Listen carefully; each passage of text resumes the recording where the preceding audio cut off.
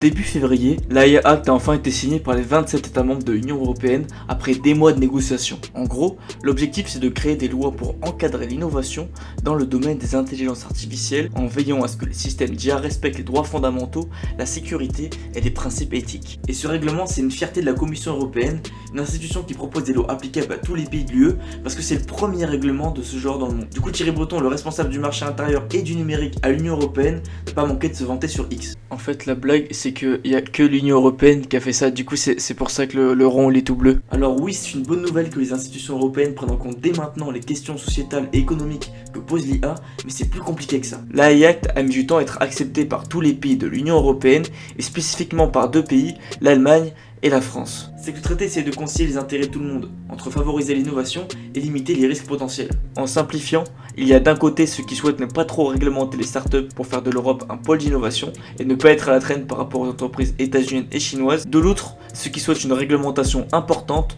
pour empêcher le non-respect des droits d'auteur et interdire les usages de l'IA qui pourraient menacer la démocratie. Donc, au menu dans le règlement, on trouve d'abord des aides à l'innovation et d'optiques de collaboration technologique entre les membres de l'UE. Mais on trouve aussi l'interdiction des systèmes de notation des citoyens et de reconnaissance faciale dans les lieux publics, sauf dans les cas liés à la sécurité. Eux ils ont le droit. Enfin, et c'est là que le bas blesse pour certains, le règlement met en place des lois contraignantes pour les modèles d'IA jugés à haut risque potentiel. Ceux utilisés dans les secteurs sensibles comme l'éducation et la santé, ceux des puissantes IA génératives comme ChatGPT pouvant produire des textes et des images. Ces modèles ont par exemple l'obligation de communiquer les données des modèles d'entraînement à un nouvel organisme chargé de faire appliquer les lois, le bureau de l'IA. Tout ça pour voir si ces données respectent bien le droit d'auteur des artistes et des chercheurs et la confidentialité des utilisateurs. Et l'Allemagne et la France en particulier ont trouvé ça trop restrictif pour l'innovation. Là où les autres États laissent une totale liberté à leurs entreprises pour collecter nos données personnelles, mon historique, ma localisation et le lieu où je me fais charcuter par mon coiffeur. Même si ça reste un argument fallacieux d'opposer réglementation et innovation. Le règlement sur l'IA, il met en place un certain nombre de règles de jeu qui sont importants à la fois de nouveau pour les citoyens et pour ceux qui produisent la technologie. S'ils ont des règles du jeu claires, ils savent dans quelle mesure ils peuvent développer telle chose, déployer telle chose ou pas. Je mets en doute fortement la croyance ou la conception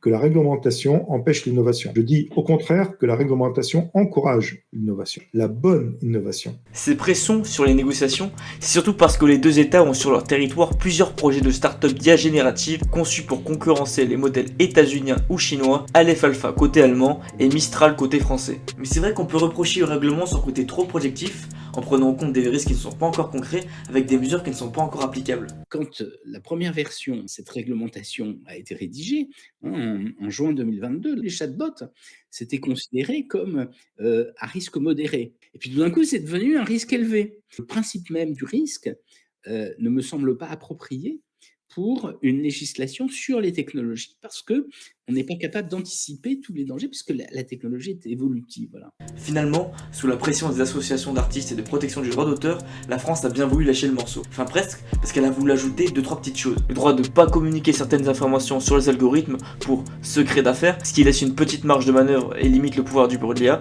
et la possibilité de réviser la loi au fil des évolutions de l'IA, ce qui n'est pas plus mal.